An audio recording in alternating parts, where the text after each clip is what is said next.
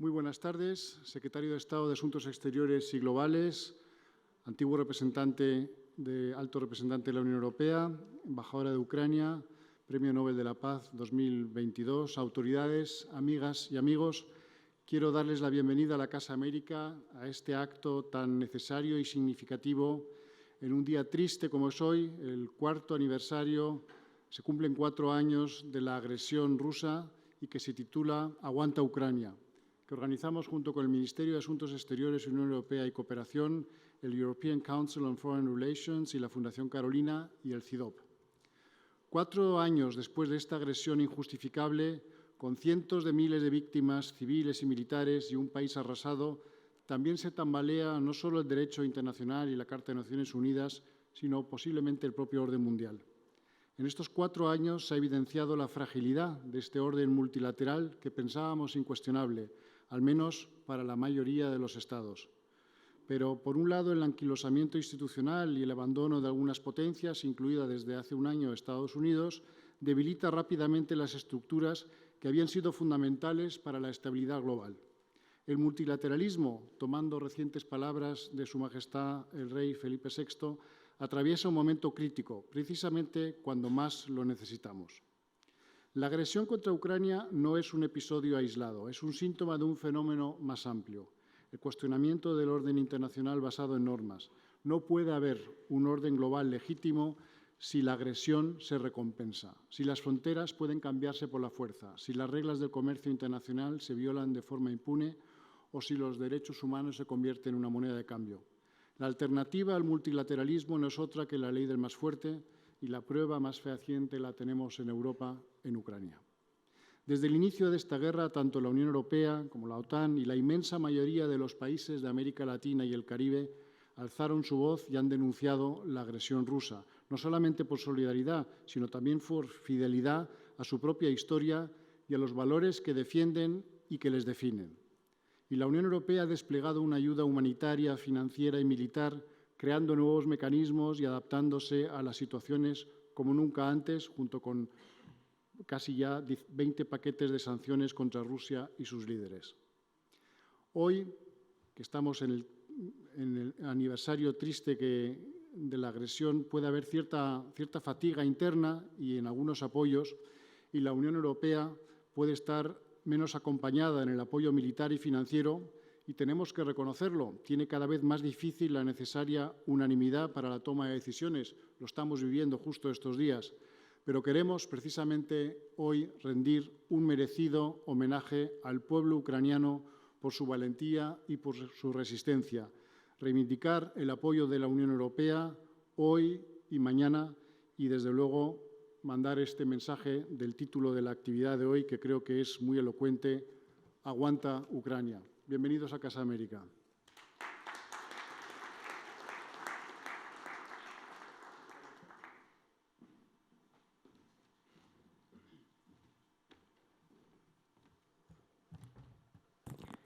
Gracias, director León.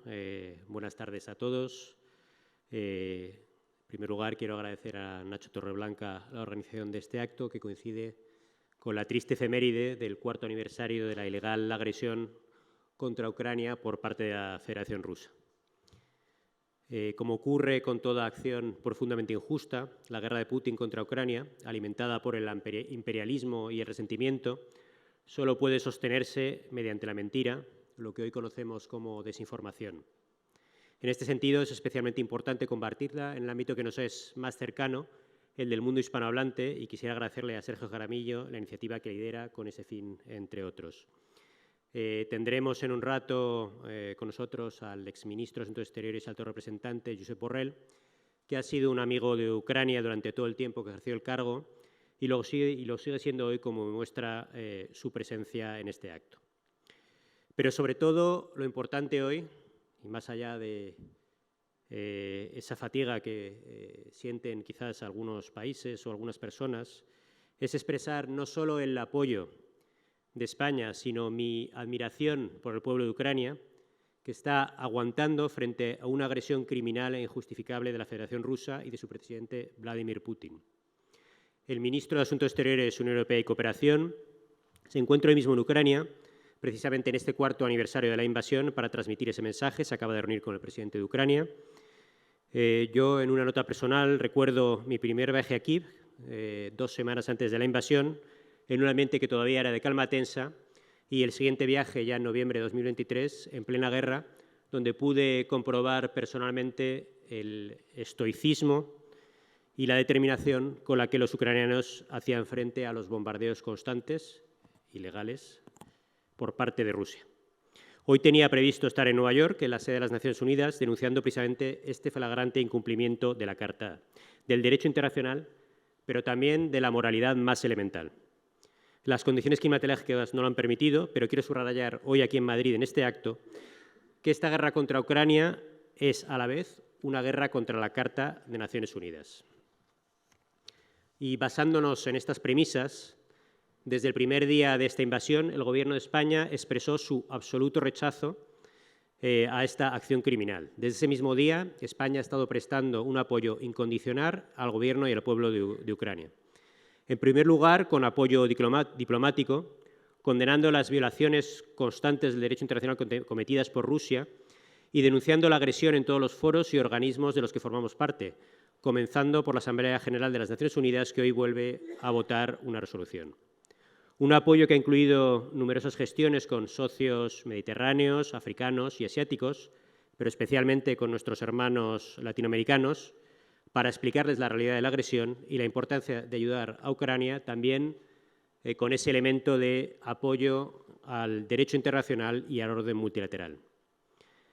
España ha acompañado también los esfuerzos de Ucrania para asegurar que no haya impunidad y para que los responsables de crímenes de guerra y de crímenes contra la humanidad rindan cuenta por sus acciones. El presidente del Gobierno en el ámbito europeo, el presidente del Gobierno abrió nuestra presidencia del Consejo como manifestación simbólica de nuestro compromiso constante en el marco de la Unión Europea para reforzar a Ucrania financiera, política y militarmente y aumentar la presión sobre Rusia mediante sucesivos paquetes de sanciones y la lucha contra su elusión. En este mismo ámbito, España ha defendido insistentemente la necesidad de un reforzamiento del apoyo a Ucrania a este nivel europeo, que es, por su volumen, el adecuado para garantizar la cantidad y previsibilidad que se requiere para continuar el esfuerzo bélico ucraniano. Hemos apoyado tanto la emisión de deuda conjunta como el uso de activos congelados rusos y nos alegramos de ver que finalmente se alcanzara un acuerdo en diciembre del año pasado en el Consejo Europeo. Haremos todo lo que esté en nuestra mano para que se formalice lo antes posible. Algo de lo que nos sentimos especialmente orgullosos es la apertura de negociaciones de adhesión de Ucrania a la Unión Europea durante el Consejo Europeo de cierre de nuestra presidencia. Porque el pueblo ucraniano debe tener la esperanza de que, una vez acabe esta guerra, existe un futuro independiente y democrático dentro de la gran familia de las naciones europeas. Nuestra ayuda militar, por supuesto, que superó el año pasado los 1.000 millones de euros en aplicación de los compromisos de seguridad firmados en 2024 con el presidente Zelensky, incluyendo armamento, munición, carros de combate y sistemas de defensa aérea, pero también con la formación de casi 9.000 militares ucranianos en cuarteles españoles. Por supuesto, la ayuda humanitaria española, por valor de más de 110 millones de euros, a través de la ECID y de los organismos internacionales presentes en el país, especialmente en ámbitos como el energético, la salud, el agua y el desminado humanitario. Asimismo, nada más empezar la guerra, abrimos nuestras fronteras a cerca de 250.000 de ucranianas y ucranianos que gozan del Estatuto de Protección Temporal y que utilizan nuestros hospitales y asisten a nuestras escuelas desde el comienzo de la agresión, convirtiendo a España, pese a la distancia, en el 4º país por número de acogida de refugiados ucranianos. También con nuestro compromiso con la reconstrucción del país, mediante la ECID y la recientemente creada Oficina para la Reconstrucción de Ucrania, encargada de movilizar a nuestras empresas a través de un paquete financiero de 200 millones de euros. Todas estas contribuciones, contando a nivel europeo, por supuesto, hacen de nuestro país el mayor donante a Ucrania entre todos los países del mundo que se encuentran a más de 1.000 kilómetros de las fronteras de la Federación Rusa. Resaltabas antes, León, aguanta Ucrania. Creo que se trata, en primer lugar, de una expresión de aliento. Y, de nuevo, quiero reafirmar hoy aquí el apoyo firme y determinado de España, un apoyo que no es solo del Gobierno, sino del conjunto del pueblo español, a Ucrania en su esfuerzo por lograr una paz justa y duradera que preserve su soberanía y su integridad territorial. Sin ambigüedades, matices ni peros. Ucrania puede contar incondicionalmente con España durante todo el tiempo que sea necesario. En segundo lugar, Aguanta Ucrania es también una petición europea. Y lo es porque la resistencia ucraniana es la mejor garantía de seguridad para Europa. Y por lo tanto, apoyar a Ucrania es la mejor inversión en seguridad europea. Y España seguirá actuando en consonancia con esta realidad estratégica fundamental. En último término, y este es un elemento que creo que es muy importante para todos los países del mundo y especialmente para nuestros hermanos latinoamericanos, que Ucrania aguante es fundamental para que resistan también los principios legales, políticos y morales que estructuran las relaciones internacionales. Si estamos ante una guerra contra la Carta de Naciones Unidas, en la defensa de Ucrania está en juego también la pervivencia de los principios que recoge, del derecho internacional y de un orden internacional que no esté basado en la guerra y la agresión permanentes. Así que gracias a nuestros amigos y aliados ucranianos, gracias de nuevo a los organizadores de este acto en apoyo de una de las grandes causas de nuestro tiempo. Slava Ukraini.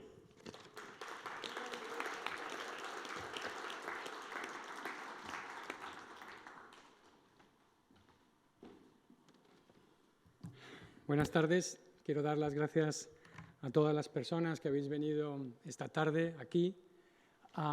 Como dicen nuestros amigos latinoamericanos, a veces más cálidos en el lenguaje que nosotros, no solo a dar el apoyo, sino a dar el aliento al pueblo de Ucrania, a los ucranianos, en unos días que sabemos, como todos los de la guerra, que han sido particularmente difíciles, pero en un aniversario que desde luego es un aniversario desgraciado, que no debería habernos congregados por una guerra que nunca debió empezar y nunca se debió prolongar durante 4 años y menos con este nivel de sufrimiento, de agresión a la población civil y a toda la nación ucraniana. Quiero dar las gracias, por supuesto, a todos los ponentes que tenemos hoy aquí, que han venido de distintas partes del mundo, de América Latina, también de Ucrania, para estar aquí hoy con nosotros. Parte de la razón por la que con Sergio y el resto de las organizaciones que están aquí llevábamos hablando de organizar este acto es porque América Latina ha tenido, a pesar de que no ha sido siempre visible porque ha habido declaraciones y posicionamientos de jefes de Estado y de gobiernos muy ambiguos o nada ambiguos respecto a la guerra en Ucrania, pero sí que ha habido y hay una unión de entendimiento y de valores entre la mayoría de los latinoamericanos y la mayoría de los europeos en la manera de entender lo que está en juego en Ucrania desde el punto de vista de los valores y principios del derecho internacional, de los más mínimos estándares y elementos de justicia. Debajo de esas declaraciones que a veces se escuchan, sin embargo, vemos que citaré algunas cifras, un 68% de chilenos, un 64% de mexicanos, un 63% de argentinos, un 62% de brasileños y un 57% de colombianos señalan sin duda a Rusia como la agresora en este conflicto. Debajo, acompañando a esa opinión pública, tenemos movimientos como el que ha apadrinado Sergio Jaramillo, de escritores, de intelectuales, de artistas, pero también, y está aquí hoy Diego García Sayán con nosotros, el enorme número de diplomáticos, de excancilleres, personas que trabajan en el ámbito de las relaciones internacionales en la región, que clara y rotundamente se han manifestado en contra de esta agresión. Así que hoy lo que vamos a hacer es dar este aliento. Primero vamos a reproducir 2 vídeos, uno de Yulia Sokolovska, embajadora extraordinaria y plenipotenciaria de Ucrania en el Reino de España, que hoy está en Kiev y no puede estar con nosotros, y a continuación de Oleksandra Matvichuk, directora del Centro de Libertades Civiles y Premio Nobel de la Paz en 2002. Así que vamos a escuchar primero estas 2 intervenciones y luego abriremos un debate con los ponentes para a continuación presentar la iniciativa Aguanta Ucrania. Así que, de nuevo, gracias a todas las organizaciones que habéis colaborado en hacer en este evento posible, que nos parecía absolutamente imprescindible y necesario. Pues adelante, vamos con las palabras de Julia Sokolowska. Dear friends, dear partners, today marks 4 years the beginning of the Russia's full-scale invasion of Ukraine. 4 years of resistance, 4 years of pain, 4 years of resilience. During this time, Ukraine has proven that we are not only defending our land, we are defending very principles on which the modern world stands: sovereignty, international law, the right of nations to determine their own future.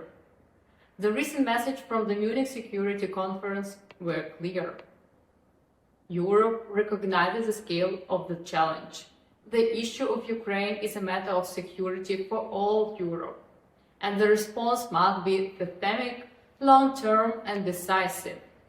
Today, we are speaking not only about military support. We are speaking about a shared defense architecture, about investment in the defense industry, about strengthening Europe's strategic autonomy. Ukraine is already part of this new security reality. There is also an energy dimension. Russia continues to use energy as a weapon. Attacks on Ukraine's critical infrastructure are attempts to break out resilience through cold and darkness. Yet Ukrainians has proven that even in the dark, we are able to preserve the light of solidarity, the light of mutual support, the light of faith in victory. But behind the figures of aid and geopolitical decisions stand people, millions of Ukrainians who have lost their homes, families separated by war, children who have grown up to the sound of eerie sirens, and at the same time, citizens who demonstrate extraordinary dignity and strength every single day. Our president has repeatedly emphasized that peace must be just. Peace cannot mean freezing the aggression or rewarding the aggressor. Peace must be based on accountability, the restoration of territorial integrity, and security guarantees. Ukraine stood firm 4 years ago, stood firm last winter, and will stand firm today. But our resilience is impossible without international solidarity. We are grateful to Spain, to the European Union, and to our partners in Latin America for their support, political, humanitarian, and defense-related. Solidarity is not merely a gesture. It is a strategic choice in favor of a world where law prevails over force. Today, on the 4th anniversary of the full-scale war, we repeat simple words. Ukraine stands firm. Ukraine fights. Ukraine will prevail. And together, we will preserve an international order based on rules, not on fear. Thank you.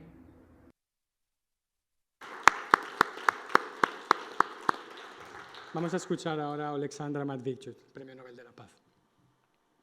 My warmest greetings from the frozen Kiev.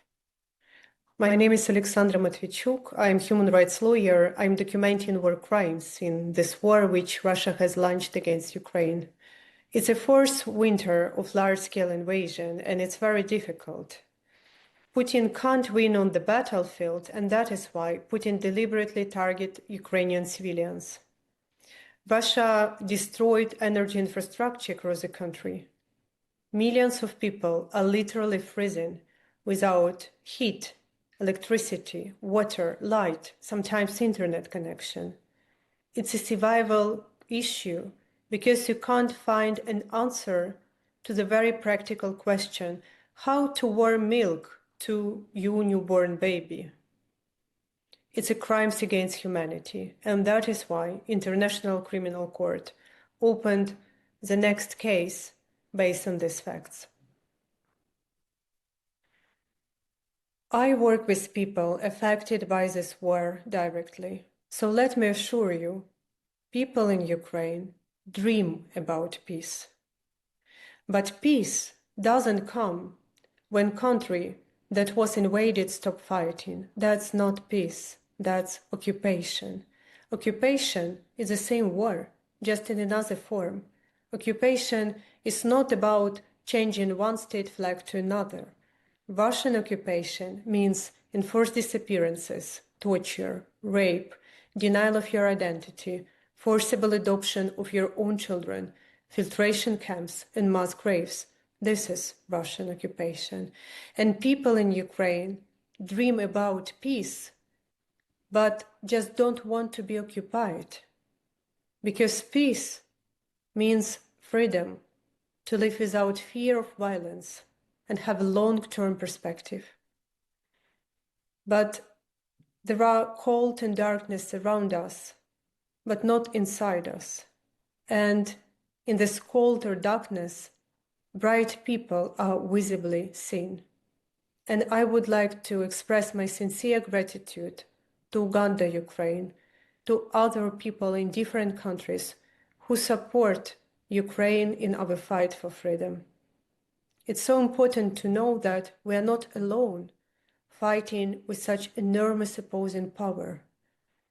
We are fighting for freedom that has no limitation in national borders, and only spread of freedom make our world safer.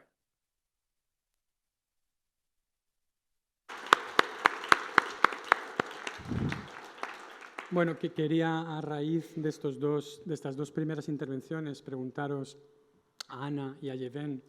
Habéis estado, Ana, desde el principio movilizados, trabajando con la sociedad civil en España, en toda Europa, para lograr estos apoyos, estas coaliciones, el apoyo a Ucrania. Contadnos, por favor, Ana, si te parece, hemos visto la descripción tan terrible de lo que está pasando en Ucrania hoy, ¿cómo se puede mejorar, aumentar ese apoyo? ¿Qué necesitáis? ¿Qué esperáis de la sociedad civil, de las instituciones europeas, de la opinión pública, de los medios de comunicación? ¿Qué más se puede hacer? ¿De qué manera todavía se puede hacer algo más que sea útil para poner fin a este conflicto tan terrible que tan alto coste está teniendo para vosotros y para todos los que están sufriendo la ruptura del orden y de las normas internacionales? Gracias, Ana. Muchas gracias, Nacho, y muchas gracias a todos y a todas por encontrar tiempo y por dedicar su tiempo y para venir aquí y hacer cosas para apoyar a Ucrania. Yo creo que voy a contar un poco una anécdota de mi visita reciente a Ucrania. Estuve ahí para celebrar Navidades con mi familia y al resultado de gripe A, mi hija pequeña cogió neumonía. Teníamos que estar en el hospital y estuvimos en el oeste de Ucrania. Teníamos que irnos al hospital de Lviv. Es un hospital para niños, uno de los más centrales, como Okhmadit, que Rusia bombardeó antes en Kiev. Pues allí resultamos ahí cuando estaba nevando, como todo estaba cubierto en la nieve, las carreteras estaban totalmente cubiertas, de repente teníamos que llevar a mi hija ahí. Y hubo bombardeos y tras los bombardeos hubo blackouts, apagones. Pero incluso en la casa de mi familia no teníamos luz durante, 4 horas primero, luego 2 horas con luz, luego 4 horas sin luz. Otra vez, así que la mayoría de 24 horas teníamos sin luz. Pero en el hospital donde yo necesitaba apoyo para mi hija, para que sobreviviera, ahí teníamos electricidad, luz, el hospital caliente, todas las medicinas. Los médicos hicieron su trabajo, hicieron X-ray para mi hija, nos recibieron, estuvimos ahí una semana, todo perfecto. Lo muy importante para eso era el apoyo con energía, el apoyo energético, el apoyo humanitario, el apoyo financiero, pero sobre todo el apoyo militar por la comunidad internacional, pero sabemos ahora que mayormente por la Unión Europea y países europeos. Es un resultado muy práctico de que, por ejemplo, mi hija de 2 años podía sobrevivir gracias a este apoyo. Así que lo más importante es seguir apoyando, aunque necesitamos muchos recursos, mucho apoyo, porque es un país enorme y el daño hecho a este país es también enorme, quizás histórico, pero es lo más importante. El segundo punto, también más importante, es apoyo militar con armas. Porque durante el tiempo en que la administración de Donald Trump estaba intentando encontrar soluciones con Moscú y jugando un poco con las armas, con el apoyo a Ucrania, hemos tenido una intensidad de bombardeos, una de las más altas durante toda la guerra, y más víctimas civiles que quizás que antes. Así que defensa aérea, apoyo militar, apoyo con armas y cierto apoyo financiero para poder comprar y producir armas e integrar la industria de defensa ucraniana en la industria, modernización y desarrollo de la defensa europea es muy importante. Y luego, el tercer punto, yo diría que en toda esta situación que es donde la gente intenta vivir con normalidad, aunque esto cuesta el esfuerzo para llevar una vida normal, tienes que aplicar doble, triple esfuerzo para simplemente seguir viviendo, es muy importante tener puntos de esperanza. Uno de estos puntos de esperanza es la Unión Europea para muchos ucranianos y el futuro con la Unión Europea, no como en vecindario de la Unión Europea, no fuera, no como Eastern Partnership o algo. Es el futuro dentro de la Unión Europea como uno de los países que puede participar, contribuir y beneficiar de la Unión Europea. Eso yo creo que es muy importante. Y la cuarta cosa, en cuanto aguanta Ucrania y el contexto de países de América Latina, últimamente, sobre todo en los últimos años, Ucrania ha empezado a hacer más esfuerzos en establecer contactos con países de América Latina. Claro que nosotros no tenemos los recursos que pueden compararse con Rusia seguro, pero no tenemos recursos suficientes para cubrir toda América Latina, todos los países de interés de manera suficiente. Pero últimamente había muchas organizaciones, medios de comunicación o gente individual que lanzó proyectos, intercambios, comunicación con la gente en países de América Latina, estudiantes, empresas o sector empresarial de business, políticos, escritores, intelectuales. Y yo creo que esto es muy importante ayudar como se puede, ya que España tiene muchos lazos con países de América Latina, mucha experiencia en interactuar con países de América Latina. Yo creo que es importante ayudar a los ucranianos en este ámbito, sobre todo ya que ahora ha disminuido financiación para la sociedad civil americana de América del Norte y quizás muchos de estos proyectos e iniciativas pueden cerrar. Yo diría que eso es uno de los ámbitos también importantes. Siempre se hablaba del contraste entre los que tienen Europa y no la quieren y los que quieren Europa y no la tienen, pero por lo menos la tienen como ayuda y como apoyo, ¿no? Y bien, hablábamos antes de la situación también en Ucrania desde tu punto de vista. Me contabas que tus padres tienen 80 años, están en una zona de conflicto, pero no se quieren marchar, es su tierra. Y quería preguntarte, aparte, además de por la situación, tú trabajas en una organización que intenta también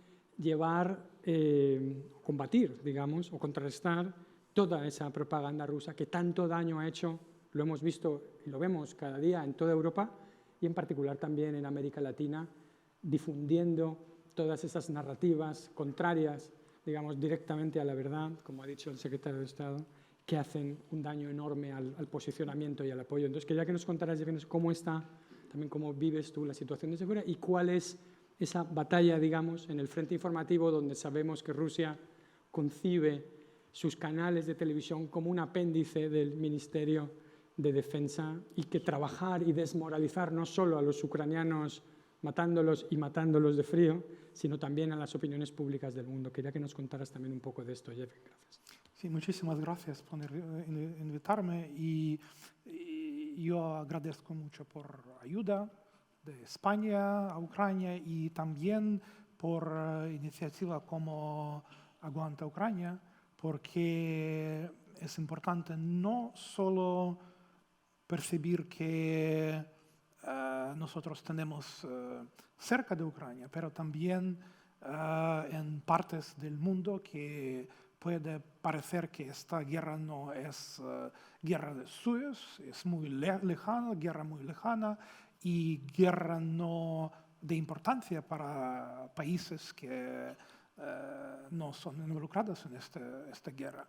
Y por eso, para nosotros en Ucrania, una cuestión de desinformación es muy importante y por eso yo estoy encargado de monitorizar y combatir, contrarrestar estos esfuerzos de Rusia en España y también en países de América Latina, porque en el mundo digital no hay fronteras para desinformación. Es decir, si hay algunas sanciones para desinformación rusa en países de Unión Europea, en España, no significa que no hay desinformación, porque en este sentido algunos países de América Latina pueden ser un hub para producción de esta desinformación y después hay un flujo de esta desinformación aquí y eso puede impactar una ayuda a Ucrania, una opinión pública global y también regional sobre esa guerra. Un ejemplo, este domingo había una concentración de ucranianos en Puerta del Sol aquí en Madrid y también en otras ciudades en España. Sí. Y hay una historia sobre esto, reportaje, en Facebook de RTV y hay cientos de comentarios abajo de este reportaje. Y todos los comentarios son absolutamente negativos. Y ese es un ejemplo cómo yo puedo crear un ámbito paralelo, realidad paralela. Y fui dos tipos de comentaristas. Tipo 1 es una granja de botes, sin nombres, sin rastro, sin ninguna, y con ningún amigos o comentarios antes. Este es cuentos nuevos, absolutamente nuevos, producidos específicamente para comentar este evento. Y otro tipo de comentarios fueron desde países de América Latina, lamentablemente. Y ellos no fueron botes, no fueron troles, fueron comentarios de los gentes reales, pero con convicciones que fueron producidos por desinformación y propaganda. Y narrativas usando todo que tenemos durante años y años, que Ucrania es un país fascista, que Rusia es en una guerra anticolonial contra Estados Unidos, contra la OTAN, y todas estas narrativas. Y por eso es importante para combatir estas cosas, porque si nosotros tenemos parte de gente que tiene un punto de vista sobre esta guerra y tiene percepción de que esta guerra no es normal. Y hay otra parte de gente que puede ser neutral, honesta, no tiene ningún sentido o no tiene conocimiento qué pasa. Y por eso es importante, para cambiar estas percepciones y para trabajar, para aprovechar estas oportunidades para hablar con audiencias globales en Sur Global y en otras partes del mundo para dos cosas, para contrarrestar narrativas malignas de Rusia y otro para promover las narrativas ucranianas. Y segundo es más problemático porque no hay periodistas ucranianos en el mundo y nosotros somos solo 2 periodistas ucranianas aquí en España, basados aquí en España. Es no normal y no tenemos ninguna periodista ucraniana en países de América Latina, ninguna. Y por supuesto es un perfect storm para Rusia, para intervenir, para organizar redes de desinformación. Por ejemplo, México now es un país con estructura muy fuerte de desinformación rusa, pero también Argentina es un puente de entrada para servicios de inteligencia rusos también en la región.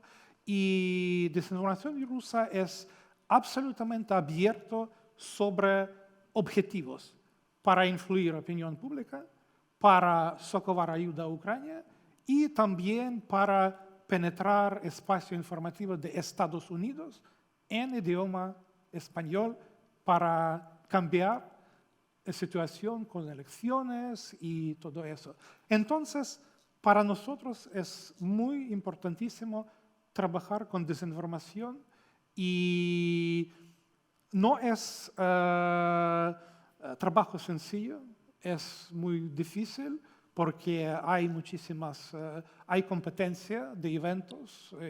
Guerra de Ucrania tenemos hace 4 años y por eso es muy difícil para promover punto de vista ucraniano. Muchas gracias.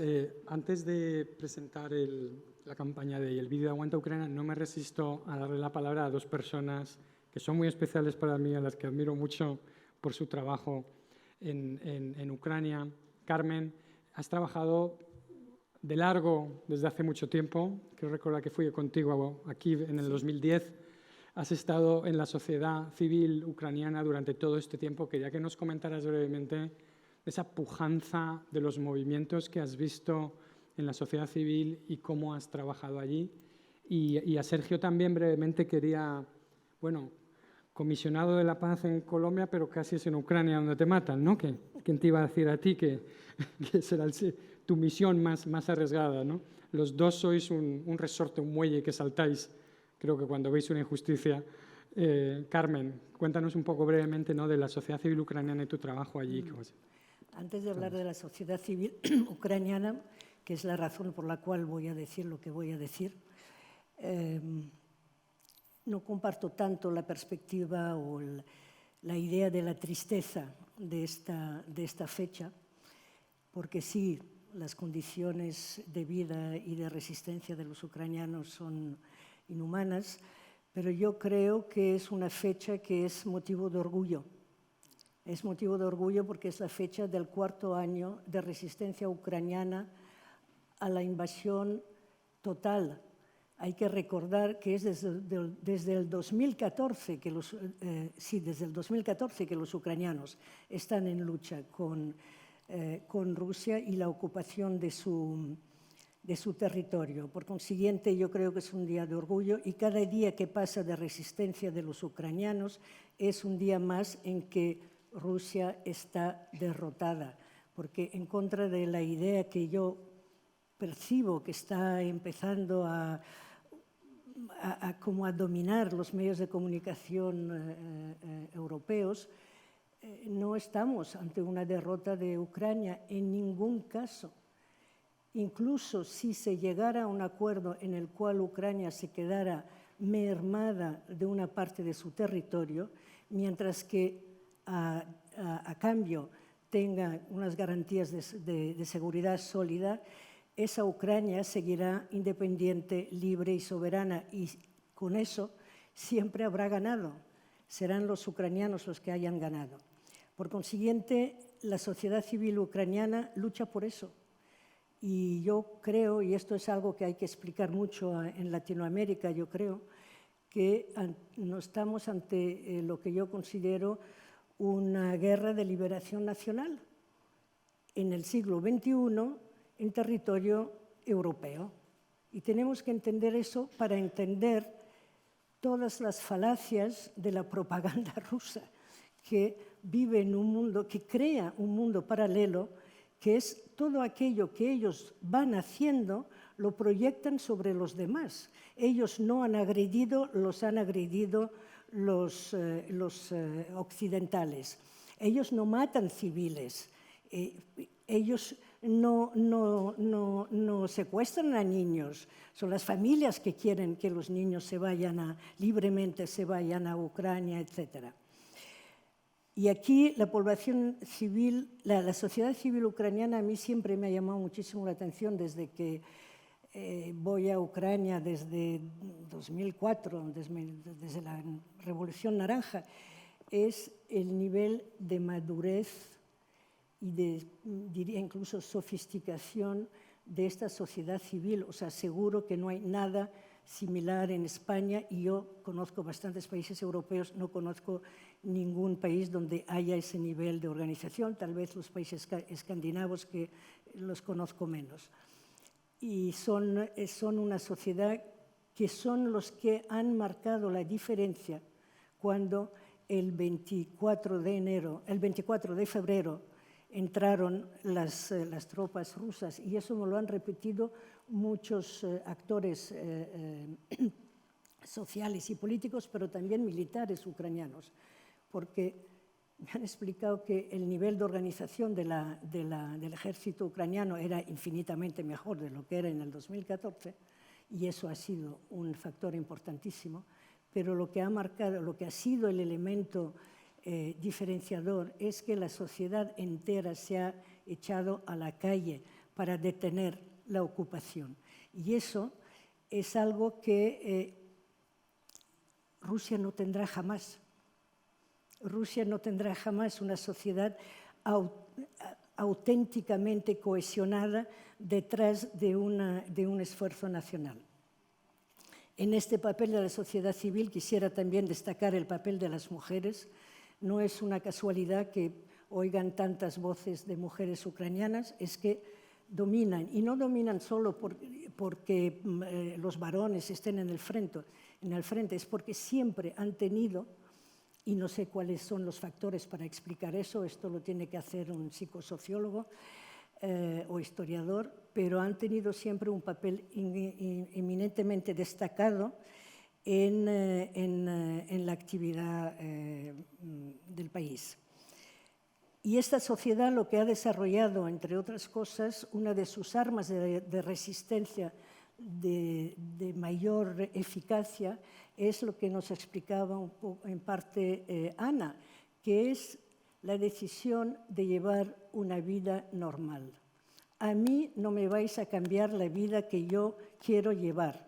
Me tendré que adaptar a las condiciones que me obligáis, pero yo seguiré yendo al teatro, yendo a mis clases de yoga, yendo al hospital a trabajar, yendo a la tienda.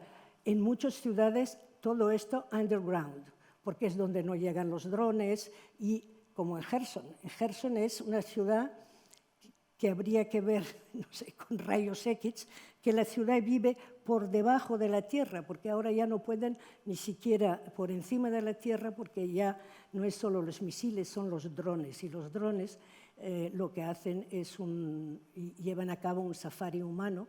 Por cierto, hay un documental que os aconsejo vivamente que veáis.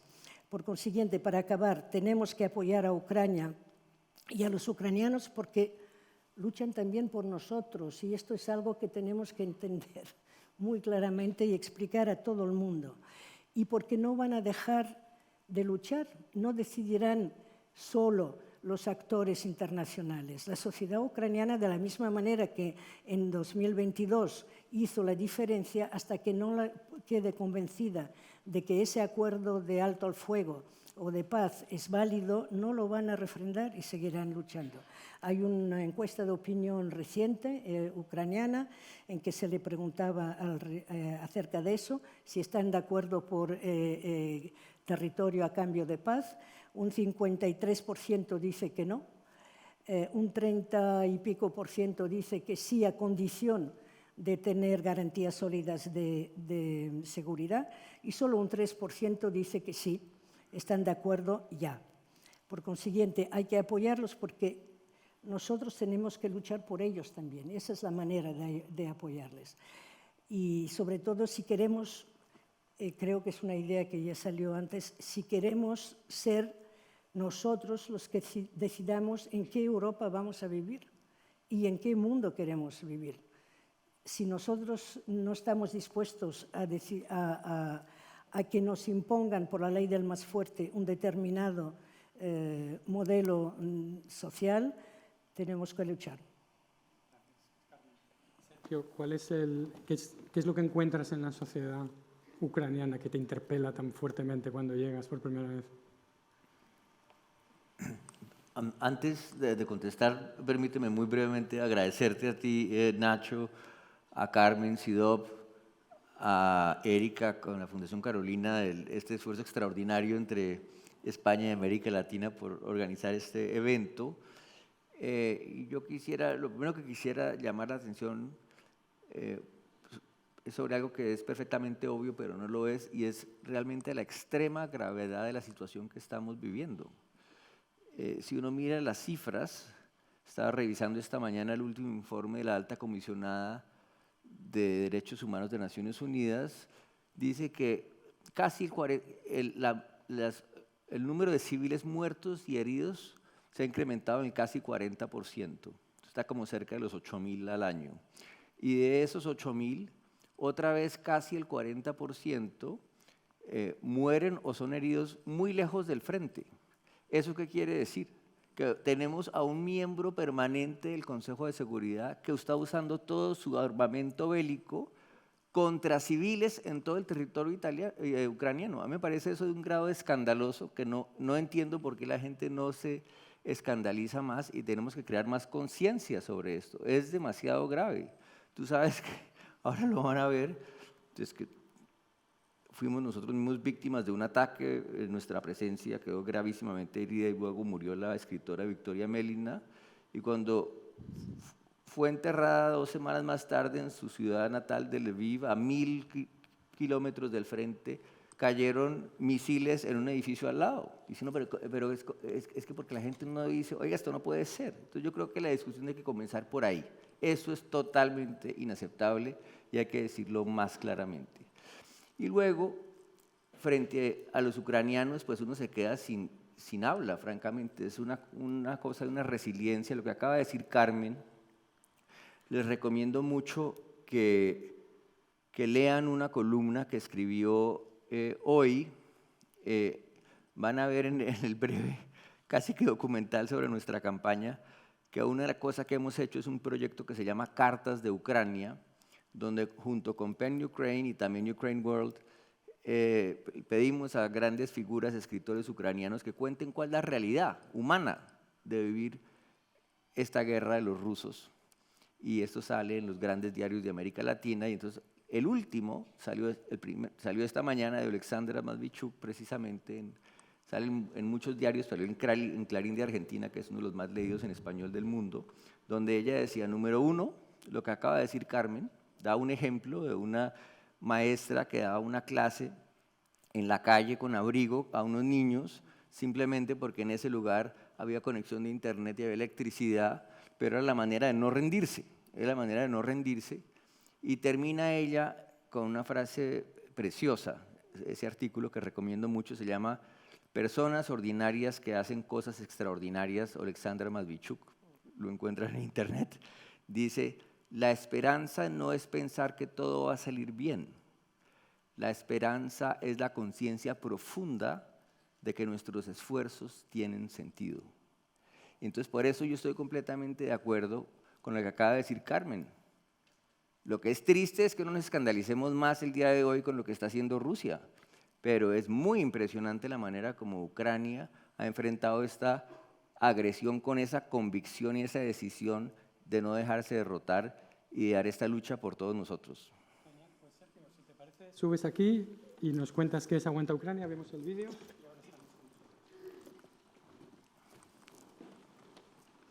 Bueno, yo voy a hacer una introducción muy breve, es simplemente casi que anecdótica.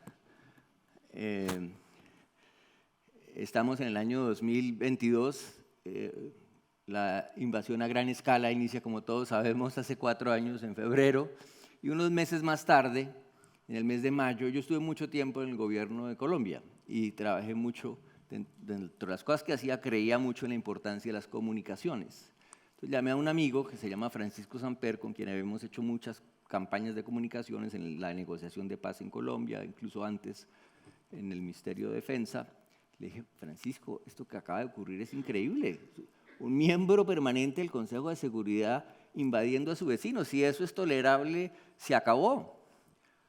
Y América Latina debería ser el continente que más alza su voz, porque realmente es la región del mundo que tiene más interiorizada esta idea de la protección de la soberanía.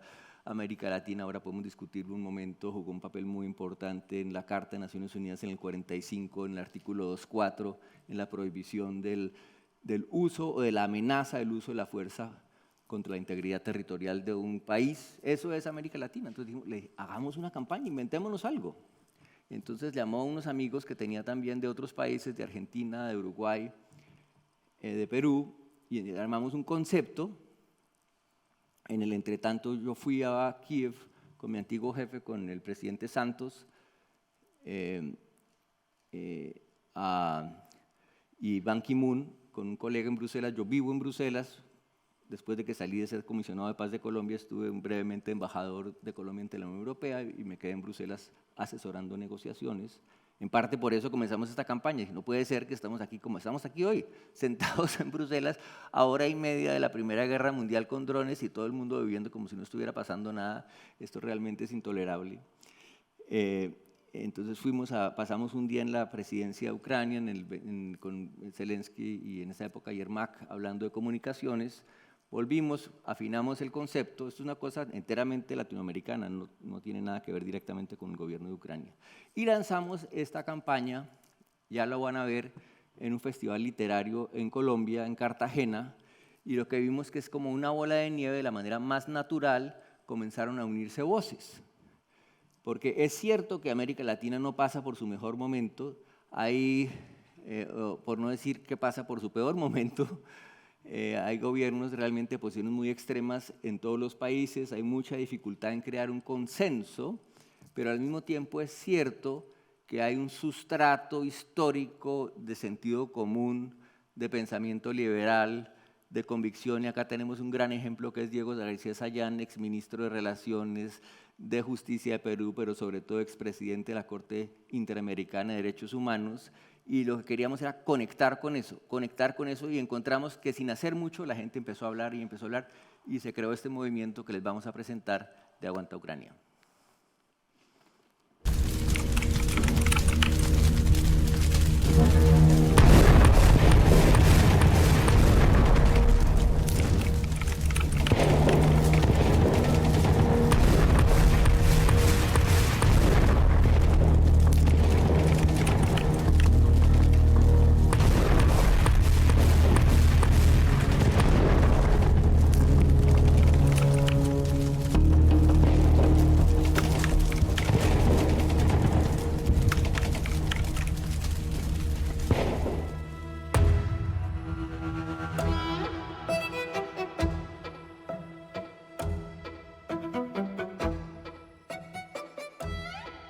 Hola, soy Sergio Jaramillo, el excomisionado de paz de Colombia desde Cartagena, Colombia. Esta es una campaña para levantar la voz de América Latina en solidaridad con el pueblo de Ucrania. Con unos amigos, con Francisco Samper, Esteban Martucci y otros amigos de México, de Perú, de Argentina, de Uruguay, creamos este espacio para mandarle una voz de aliento a los ucranianos para que sigan resistiendo y para asegurar que América Latina tenga voz propia en el debate internacional. Y en Cartagena avanza el iFestival. La dolorosa y compleja situación que enfrenta Ucrania fue tema de conversación. Un grupo de líderes latinoamericanos lideran una campaña para que el mundo reaccione con firmeza ante lo que ocurre en ese país. Te das cuenta de que el horror que está sucediendo en Ucrania es algo que tenemos que enfrentar en todo el mundo, porque podría suceder en otros países. Por esto, los participantes proponen la campaña Aguanta Ucrania, en la que se busca involucrar a jóvenes, intelectuales, periodistas, artistas, activistas y todos los ciudadanos con el interés de defender los valores democráticos de este pueblo. Los ucranianos quieren ser un pueblo libre y han sido invadidos. Nadie en América Latina puede estar de acuerdo con una invasión y nadie puede estar de acuerdo con que un país en el siglo XXI le lance misiles a civiles en sus residencias.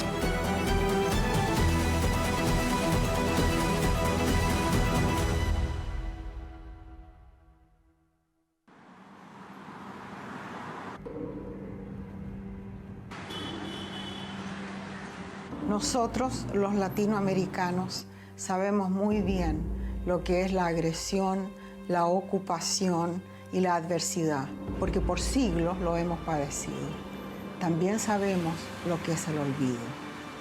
Sabemos lo que significa quitarle a un país soberanía, territorio, cultura, porque lo hemos vivido. Por eso no nos quedamos callados ante lo que está pasando en Ucrania. El ataque militar a sus calles, sus casas, en medio de un invierno inclemente, es inaceptable.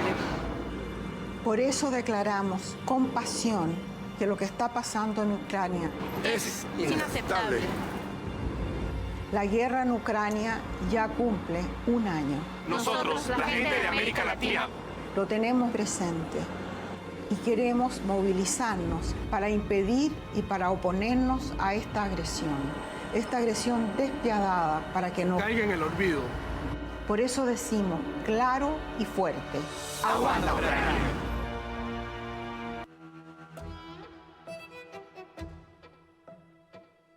Lo que ha ocurrido en Ucrania, la intervención militar, es algo que desde nuestra sensibilidad, desde nuestra historia, desde cualquier punto del derecho internacional, considero que es algo inadmisible.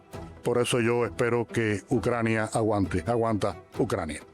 Putin invadió a Ucrania. Ucrania nunca agredió a Rusia. Esta es una invasión imperial en pleno siglo XXI que es inaceptable. Ucrania tiene todo el derecho a defenderse. Por eso digo, aguanta Ucrania.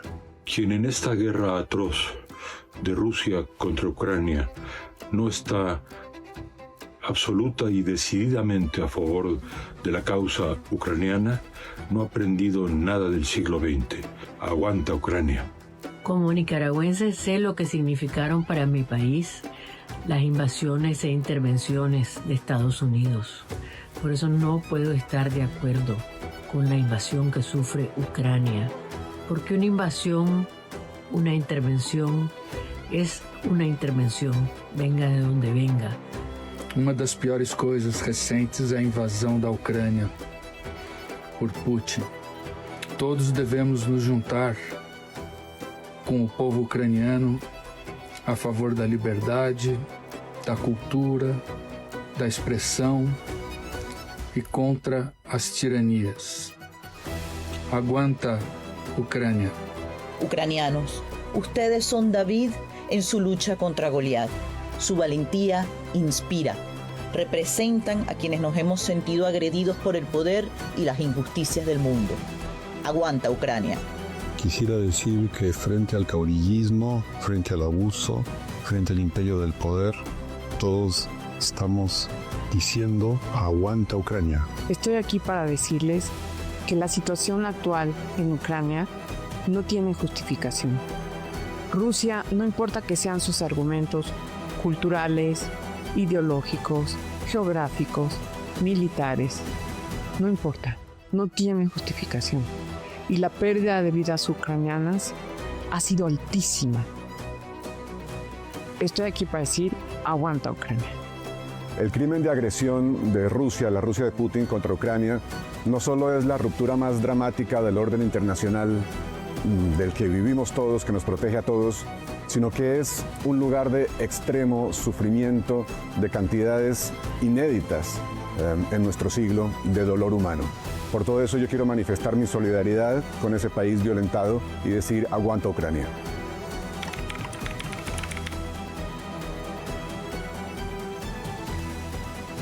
Soy Julio Sanguinetti, fui presidente del Uruguay.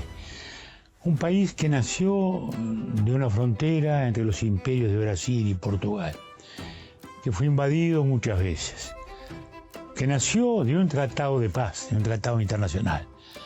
Para nosotros el derecho internacional es nuestra vida, la ley internacional es nuestra vida. Por eso sentimos el tema de Ucrania como nosotros mismos, como lo que hemos vivido a lo largo de nuestra historia, sintiendo que estos 2 siglos de paz que tenemos son justamente el tributo a esa lucha. Por eso, cuando vemos a Ucrania luchar, sentimos que es nuestra propia causa, la causa del derecho internacional, la causa de la verdadera paz y libertad. Aguante Ucrania. Al pueblo de Ucrania le debo haber encontrado nuevamente un sentido profundo a mi tarea, así que gracias a ellos por enseñarme tanto. Aquí estamos para acompañarlos y hoy, como aquel 24 de febrero de 2022, aguanta Ucrania. Mando un mensaje solidario que nosotros sentimos en el pasado como latinoamericanos. Ucrania está lejos, pero está muy cerca de nuestros valores. Aguanta Ucrania. Quiero sumarme a la campaña internacional de apoyo a la resistencia absolutamente increíble que está teniendo el pueblo ucraniano ante una invasión completamente injustificada, cruel, insensata en este momento de la historia.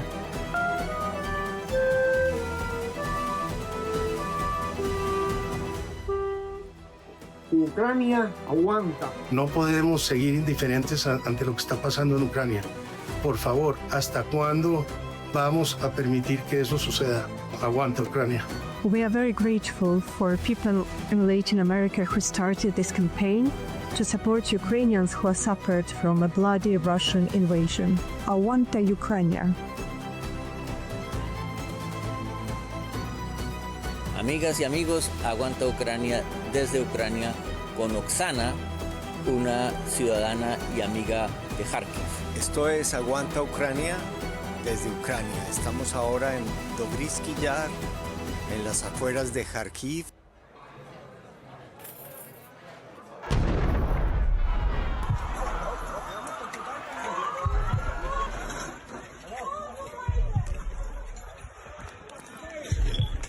Esta foto deja ver la herida que sufrió el excomisionado de paz del gobierno Santos, Sergio Jaramillo, tras un ataque con misiles que Rusia ejecutó hoy en Kramatorsk y que golpeó el restaurante, ubicado en un centro comercial donde se encontraba con el escritor colombiano Héctor Abad Faciolince, cuyo estado después del ataque fue registrado en esta foto.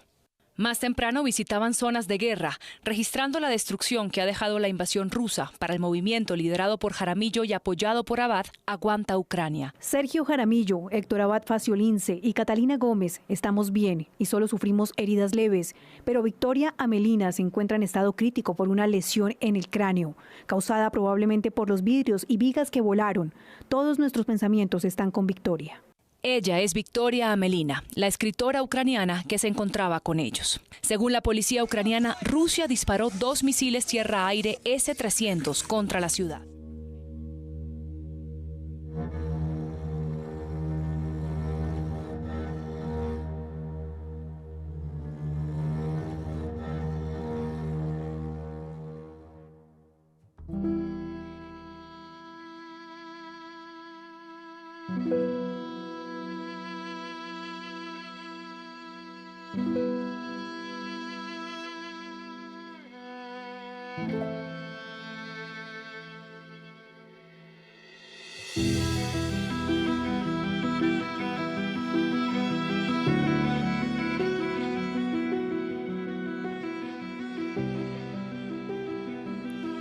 that Hector is with us here today. Aguanta, Ukraine.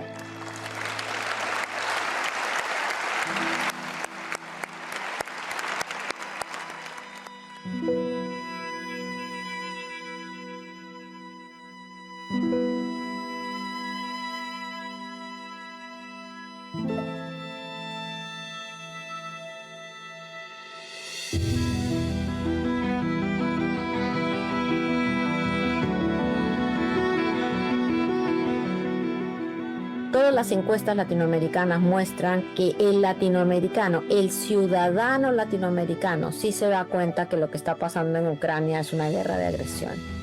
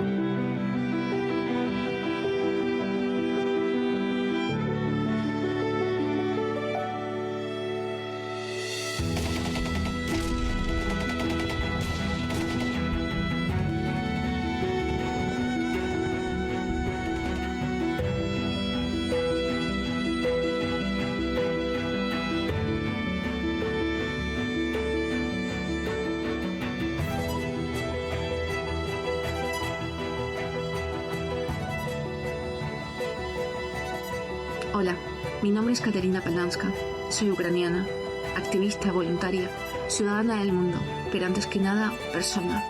Y estoy aquí porque quiero agradecerte de todo corazón a ti y a todas las personas que durante este último año han estado con nosotros, a nuestro lado, han estado ayudando y haciendo soporte, al igual que esta campaña de Aguante Ucrania. Gracias, gracias por estar con nosotros.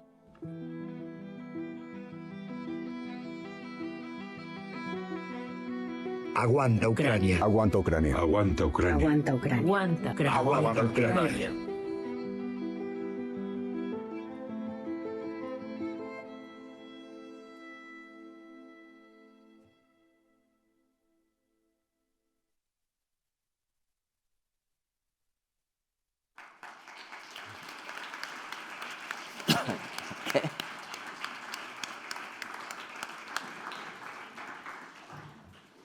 Bueno, muchas gracias, Sergio. Creo que estamos todos muy emocionados y muy conmovidos por este vídeo. Para quienes no conocieran quizá brevemente a Victoria Amelina, cuéntanos, quería preguntarte primero, ¿quién era Victoria Amelina y cómo llegasteis a ella? Victoria era una persona extraordinariamente especial y lo primero que hay que decir es que no solo Victoria, sino las mujeres ucranianas, como lo estaba diciendo Carmen, son de una fuerza absolutamente extraordinaria Y buena parte del esfuerzo de comunicación y de explicación que se está haciendo de Ucrania son mujeres que no se bajan de un avión como Alexandra Matvichuk, como Natalia Guminyuk, que van por todo el mundo explicando qué es lo que está pasando en Ucrania. Victoria era una escritora joven, muy exitosa, que cuando comienza la invasión decide dejar de escribir para ponerse a documentar crímenes de guerra junto con una fundación que se llama Truth Hounds, los sabuesos de la verdad en Kiev, que cada vez que hay un ataque, cada vez que cae un misil de estos sobre una casa, van y hacen el reconocimiento forense de lo que ha ocurrido para que todo eso no se pierda y algún día haya una respuesta. Y ella estaba dedicada a eso. Tenía también, como vieron en una foto, un festival cultural en un pequeño, diminuto pueblo en Donetsk que se llama curiosamente New York. Y Catalina Gómez, que aparece con nosotros ahí en el video y que estaba con nosotros en Kramatorsk y la acompañó luego en la ambulancia a Dnipro, había estado con ella unos meses antes visitando ese lugar que a las 2 semanas fue destruido por un misil ruso. Pero ella estaba dedicada de cuerpo y alma a su país. Y recomiendo mucho que lean bueno, 2 cosas. Ya mencioné el artículo de Alexandra de hoy, donde eran muy amigas a Victoria. Y un libro que se publicó, que ella había escrito a medias, que se llama en inglés Looking at Women, Looking at War, mirando a las mujeres que miran la guerra, donde describe a todas estas mujeres extraordinarias. Y en ese contexto ella había estado en Colombia cuando se lanza la campaña en este festival literario. Yo la llamo y la invito a que participe con nosotros, porque el origen de toda esa visita es que yo tenía una invitación a hablar en la Feria del Libro de Kiev, en el Arsenal en junio del 23, pero yo quería ir al Donbass a hablar con la gente y a mostrar qué es lo que estaba pasando y a recoger testimonios. Y la noche antes estábamos en un restaurante georgiano y ella estaba con nosotros y dice, ¿saben qué? Yo voy a cancelar toda mi agenda porque yo quiero ir con ustedes y mostrarles lo que ha ocurrido allá. Y un último cuento o anécdota.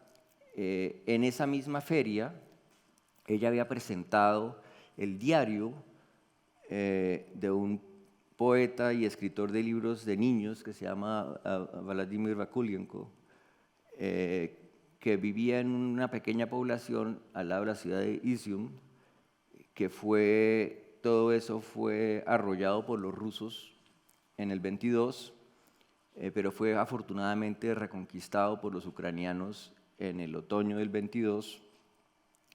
Pero en el entretanto, este señor que vivía con su padre en una casita, imagínense como una casa de campo con unos manzanos, en fin, los rusos se lo llevaron al segundo mes de la invasión, desapareció y luego apareció muerto al lado de una carretera como a los 9 meses. Y Victoria, dentro de sus pesquisas, estudiando ese caso, porque como les contarán mis amigos ucranianos mejor que yo, en Kharkiv hay un museo a todos estos escritores ucranianos asesinados por los rusos y también por los soviéticos en su momento en los años 30. Entonces ella se dedicó a ese caso y fue a ver al padre y él le dijo que él creía que su hijo había enterrado un diario del comienzo de la invasión en su jardín.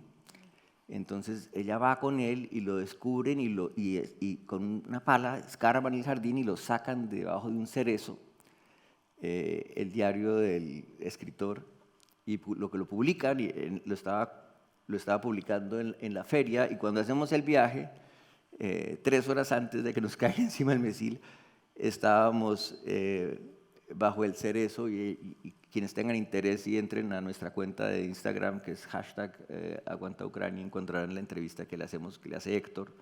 Yo filmo de toda esta anécdota de qué era lo que había pasado ahí. Y lo que encuentra uno ahí, con esto termino, es realmente el compromiso tan increíble de los ucranianos y la profundidad de las relaciones que se crean. Ella se vuelve muy amiga de una bibliotecaria del pueblo, que es un pueblo diminuto a las afueras de Izium, que tenía un video que documentaba un poco qué es lo que había pasado con Bakulenko, el poeta, y así se van tejiendo redes y redes, y es lo que estaba explicando Carmen. La resiliencia ucraniana está basada en relaciones humanas. Y ahora sí termino, hay una frase muy bonita otra vez en el artículo de hoy de Alexandra, donde dice: cuando todo se cae, cuando el sistema internacional de paz y seguridad se cae, yo sé una cosa, y es que todavía podemos confiar en las personas, y es lo que está pasando en Ucrania. Quería, Erika y también Diego, venís de... Erika, eres la directora de la Fundación Carolina, has colaborado también en la organización de este evento, pero también eres una persona que está mirando constantemente América Latina en las relaciones internacionales y las relaciones internacionales en América Latina, como sujeto, pero a veces como objeto también, ¿no? Y quería, por tanto, también pedirte una reacción, ¿no? a qué está intentando sostener y defender América Latina o esta parte de América que estamos viendo y por qué es tan importante esa agenda tan difícil. Por favor, gracias. Bien, pues muchísimas gracias. Gracias a los coorganizadores, Nacho, muchísimas gracias. Casa de América, como siempre. Y por supuesto a mi equipo que también hace posible estas cosas. Mira, voy a iniciar con una anécdota muy breve y que a mí me trae a colación esto de la mirada latinoamericana. Un día estaba en el parque con mi niño pequeño jugando y en el colegio recibimos muchísimas familias, vinieron 6 o 7 familias ucranianas de refugiados que vinieron al colegio. Estaba jugando y al niño le empezó a sangrar la nariz, ¿no? El calor, le empezó a sangrar la nariz. Y había una niña aquí al lado mío, una niña que hablaba un perfecto castellano, rubita, no habría sabido decir que era extranjera, y le dice al niño, lo mira y le dice: ¿vienes de la guerra? O sea, yo me quedé porque yo vengo de un país en guerra. Y entonces, el que un niño identifique la guerra, ¿no?, en esa imagen del niño sangrando, a ningún otro niño español se le habría pasado por la cabeza eso. Y de hecho, las mamás españolas que había alrededor tampoco lo interpretaron, pero yo lo vi con ojos de América Latina, con ojos de los niños que han visto la guerra. Y eso tiene que ver con esta construcción de una mirada latinoamericana que es una mirada particular de este tema. Es una mirada particular porque, como bien decían varios de los protagonistas del video, nosotros sabemos lo que son las agresiones territoriales, sabemos lo que son las invasiones, sabemos lo que son los conflictos, la profundidad de los conflictos. Y América Latina ha estado muy involucrada, y esto es una cosa que no debemos olvidar porque parece que la dureza de la actualidad y sobre todo la banalidad de buena parte del discurso político latinoamericano nos hace olvidar que América Latina tiene una historia muy larga con el derecho internacional. Y una historia en la cual ese derecho ha estado y la reacción contra la agresión territorial ha estado en el ADN de la construcción de los Estados-nación. Ya empezamos por Bolívar y por la estructura de las independencias y la construcción de las identidades nacionales, ese germen estaba ahí. Y ese germen se representó en la construcción de las Naciones Unidas y en todo el papel que la región jugó a lo largo del siglo XX, porque no fue una región indiferente a la construcción del sistema normativo internacional. Y eso queda, eso ha sido transmitido en valores. ¿Cuál es el escenario en el que estamos ahora? Estamos en un escenario de profunda polarización política en la región, sí, pero con una sociedad civil que también sigue siendo resiliente. Sergio lo sabe bien, la sociedad latinoamericana sigue siendo resiliente, es lo que permitió que hubiese también parte de construcción del proceso de paz en Colombia, por ejemplo. Es una sociedad civil donde estos debates siguen vivos y no nos tenemos que dejar llevar solamente por la imagen de los líderes que están, ¿no?, que hacen mucho ruido. Hay un sustrato donde se puede construir, un sustrato cultural, un sustrato científico, un sustrato académico y un sustrato de sociedad civil que están alineados con esto. Yo creo que los datos que presentaba Nacho son muy dicientes de que eso existe. Pero además ahora tenemos que ir al tema geopolítico, y es que este escenario de la agresión rusa contra Ucrania da una vuelta más y se hace más grave ante los últimos acontecimientos en Venezuela por parte de los Estados Unidos. ¿Por qué? Porque tenemos un escenario en el que las grandes potencias que están intentando dominar la agenda internacional, ¿no?, y en una pugna entre ellas, al mismo tiempo se alinean en su falta de respeto al derecho internacional. Y esto cambia profundamente las cosas para la región. Esto hace que Ucrania ya no esté lejos.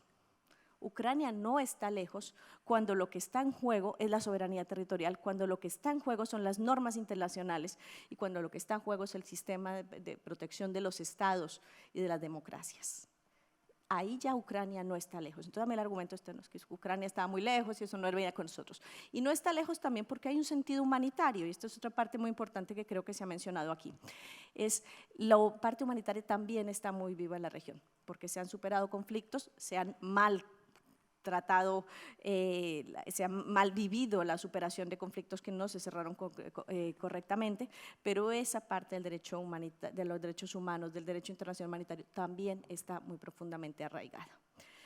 Y está arraigado, y en este sentido también tendría que ir digamos que apelar a que hay un desafío internacional, hay un desafío a la construcción ética de nuestros principios y de nuestra estructura social, y hay un desafío para el papel que va a jugar América Latina en el futuro. Y en eso hay que apelar, como decía antes, a más voces, ¿no? Y hacer un llamamiento potente a que sean esas voces las que estén dominando la agenda. Por eso me parece interesante y tan importante la existencia de una campaña como esta. Finalmente, y en este cambio de escenario, hay que apelar también, hay que poner de manifiesto también la importancia de las voluntades particulares. Yo creo que no sé, es un dicho, ¿no?, que dice que si crees que eres muy pequeño para hacer algo, para molestar a los poderosos, recuerda lo que es dormir con un mosquito en tu habitación, ¿no? Y Sergio, eres un estupendo mosquito en la habitación. No, las voluntades es importante, aunar voluntades es importante, construir redes es importante, porque al final de cuentas es ahí donde está el sustrato, donde hace posible los cambios, ¿no? No vamos a esperar cambios desde arriba profundos porque esos ejes del poder internacional no están jugando correctamente, porque los propios miembros del sistema del Consejo de Seguridad están agrediendo y están sobrepasando las normas internacionales. Por tanto, toca jugar a los otros principios, ya son los que tienen que ver con los otros actores, con la sociedad civil y con la comunicación y con los fundaciones, con todo el sistema filantrópico, que son los que nos dan una base para reconstruir y sobre todo para llevar a la sociedad los mensajes de que esto no tiene que ser. Y por último, quería referirme también a la importancia de manejar las claves de la comunicación. Yo creo que este evento va mucho ahí, atendiendo al desafío que supone la comunicación rusa. Y ya lo habías mencionado, es muy importante, pero es que en América Latina, yo creo que aquí en España no hay conciencia de la penetración de la comunicación rusa en América Latina. O sea, de la penetración. A mí, la mayor cantidad de llamados, de entrevistas que he recibido en mi vida han sido los medios rusos, o sea, los que estaban todos los días llamando para ver si les dabas una entrevista insistentemente, los que han estado cubriendo temas que aquí no se cubrían, o sea, es decir, hay una penetración porque había una agenda política muy potente desde hace mucho tiempo que estaba instalada, y es una agenda que lo que pretende minar es la democracia. No va con la izquierda ni con la derecha, es en contra de la democracia. Y lo que van es a hacer mella y a intentar agravar cualquier fallo que hay dentro de los sistemas políticos para demostrar que la democracia no funciona. Y aquí también lo vemos un poco cuando surgen temas como la iberoesfera, ¿no?, cuando se pone en entredicho el sistema iberoamericano, la cooperación, ahí están involucrados. Y es importante atender cómo ha hecho mella eso en la sociedad latinoamericana, cómo se puede contrarrestar, dónde son los puntos que hay que atender para que ese sistema de comunicación no siga haciendo daño y no siga teniendo más repercusión de la que debería, porque realmente Rusia no tiene una gran presencia ni comercial ni más allá de su diplomacia y su penetración en medios de comunicación, no es un gran socio de la región y no debería tener esta capacidad de presencia. Y con eso acabo. Muchísimas gracias a todos. Pues muchas gracias, Erika. Diego, te hemos traído de muy lejos, pero para estar muy cerca. En tu trabajo, tantos años en el sistema de derechos humanos, en la Corte Interamericana en defensa de los derechos humanos, me gustaría también que nos hicieras una reflexión sobre esta gran crisis de derechos humanos y de derecho humanitario que tenemos en todo el mundo, pero en concreto también en el marco de este conflicto, y cuál es esa mirada que puedes aportarnos sobre qué nos queda por reforzar entre América Latina y Europa en el derecho internacional, en el derecho internacional humanitario para preservar ese sistema de derechos humanos, que es lo que nos diferencia realmente y en lo que asentamos todas nuestras libertades. Gracias, Diego, por este viaje desde tan lejos. Es un placer tenerte aquí. No, gracias. Y, por cierto, compartiendo primero el horror de lo que se ha resumido acá, que ya sabíamos, pero también la esperanza.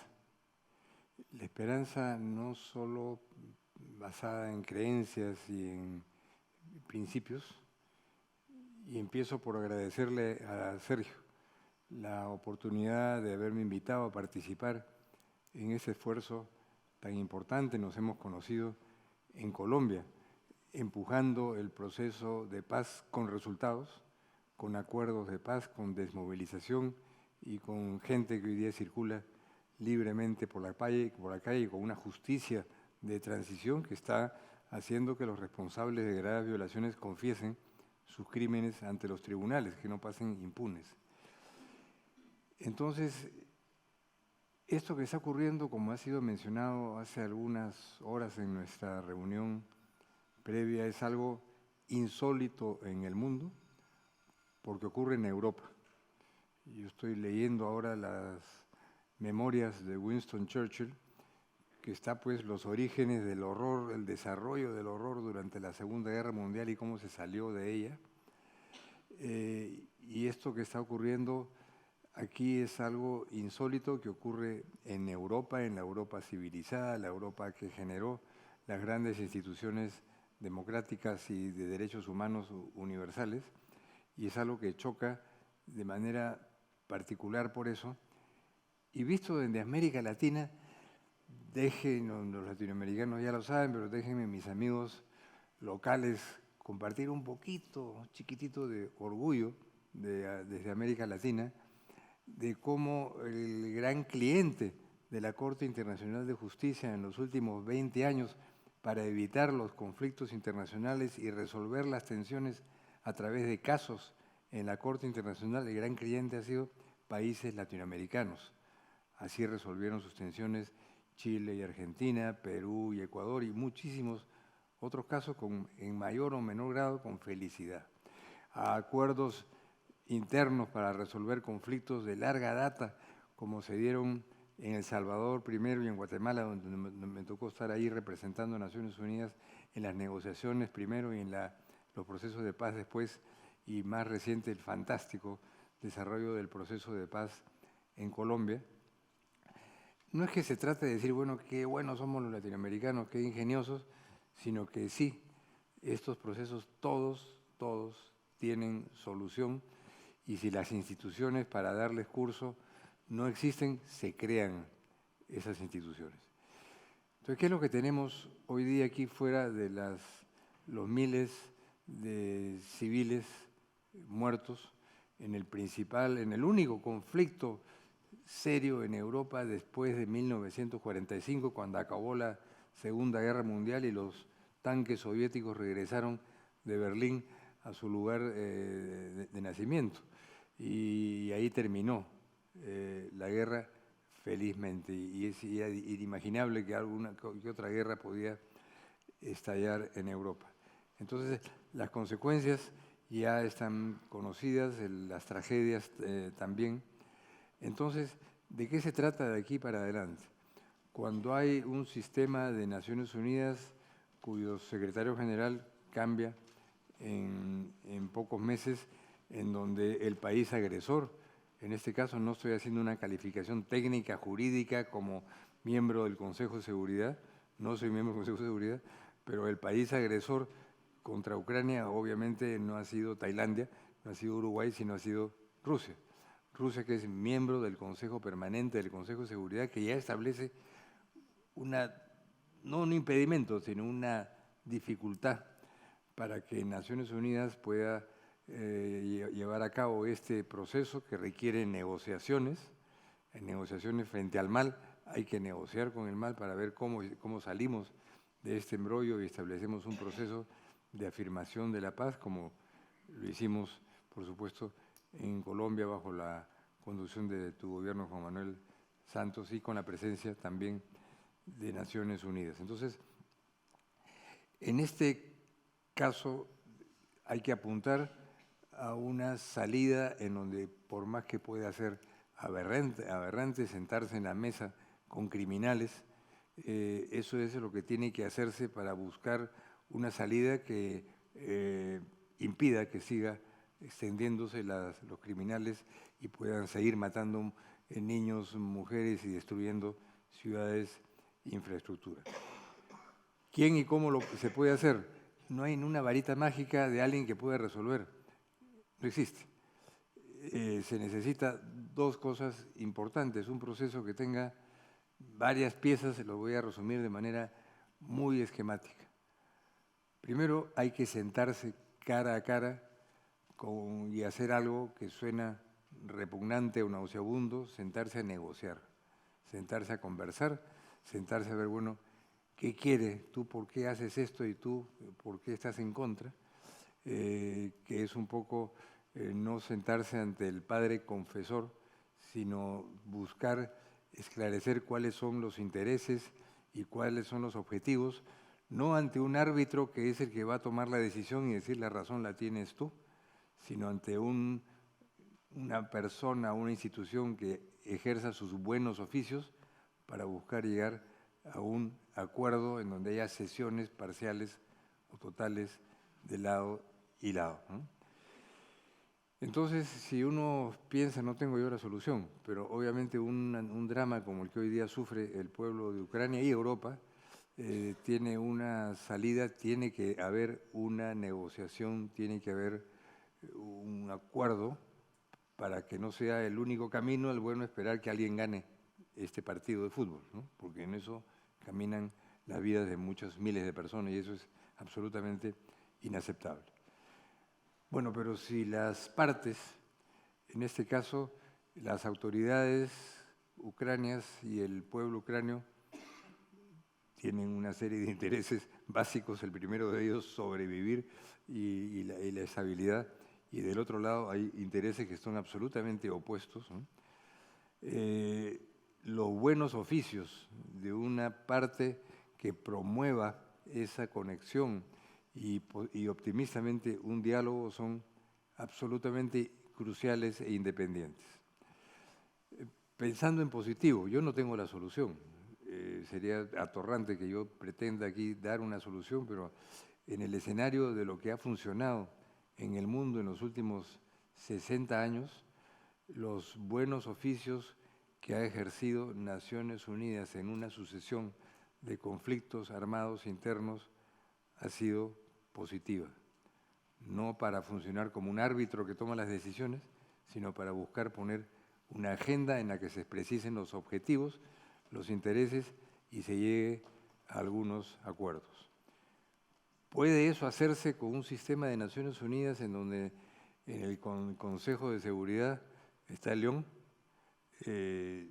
Hay razones para ser escépticos en ese sentido y en parte operativa, porque el secretario general termina funciones este año y se produce una elección. ¿Existe otras Naciones Unidas? No hay. Está la Unión Europea, pero ya ahí tenemos la traba bueno, esto ocurre dentro de Europa y es un país europeo, no es de la Unión Europea, pero está agrediendo a un país europeo. Entonces, ¿hay que inventar unas Naciones Unidas? No hay que inventar nada, sino busquemos otros espacios que pueden ser la instancia negociadora, la instancia que promueva los buenos oficios. Entonces es ahí donde entramos en un terreno en donde hay que imaginar cosas, no hay que inventar un mago porque eso no existe, pero evidentemente si hay un interlocutor que está en el mundo hablando de paz todos los días, que tiene presencia institucional y territorial en todos los países europeos, ¿no? Ese espacio es el Estado Vaticano, que está encabezado por un señor que se llama el Papa, ¿no? Que ha participado en negociaciones importantes en varios países. El Papa es mi compatriota, aunque nació en Chicago. Bueno, yo también nací en Nueva York, y soy peruano, y ha vivido en un país en donde había una guerra interna, el Perú, que se resolvió. Entonces, un espacio en el que se le podría decir al Vaticano, ayúdenos, no que ustedes nos den la solución, ni que obren como árbitro y juez y decidan qué es lo que tenemos que hacer, sino ayúdenos a sentarnos, a conversar, organizar la agenda, qué sé yo, algo que puede ser una de las tantas opciones, en donde un tema, y con esto termino, uno de los asuntos más espantosos de esto que está pasando en Ucrania, en donde este lema de Aguanta Ucrania, por eso es tan intenso, tan fácil de compartir, ¿no? Es el dolor humano, la destrucción material y los sufrimientos que están produciéndose ante nuestras narices en un mundo en donde si algo no falta es información, imágenes, detalles, la cuantificación exacta de muertos y heridos probablemente no se tenga. Pero lo importante es, ya sabemos, estamos hablando de decenas de miles en las narices de Europa o dentro de Europa. Entonces es una obligación del mundo apoyar esto y debiera ser un papel de Naciones Unidas, pero si eso en este instante es de difícil concreción, hay que buscar otros espacios, no para ir donde alguien que haga de árbitro y el que da el dictat final, sino el espacio para sentarse a encontrar una solución que termine con esta mortandad y con esta destrucción. Hoy día en el mundo no hay uniformidad, la Guerra Fría se acabó y hay una guerra tibia, ¿no?, de que se está desarrollando, pero que tiene la ventaja de que no son dos bloques homogéneos, sino hay un desbarajuste que permite que, por ejemplo, una región del mundo como América Latina, que donde no hay potencias, ¿no?, los grandes productos de exportación, que son los minerales y las drogas, no nos hacen potencias geopolíticas, pero hay países en donde hay muchos gobiernos democráticos que pueden y deben jugar un papel en todo esto. Entonces, ¿concluir? Sí. Entonces, yo creo que las reflexiones que tenemos que hacer en el corto plazo es saber qué caminos encontramos para que exista una mesa en donde se pueda haber constatado el horror que a estas alturas del partido, reconstruir las cifras que hemos visto ahora, en resumen, es algo que no hay, ya está hecho, pero creo que hay voces de alarma que hoy día podrían estar hablando de manera más elocuente y explícita, que dejen su silencio de lado, y creo que si en algo podemos contribuir desde Aguanta Ucrania es a eso y a decir, bueno, siéntense a negociar en tal sitio. Bueno, si el Papa no quiere, busquemos a otro, ¿no?, que pueda funcionar, y eso y hasta ahí llego. Muchísimas gracias.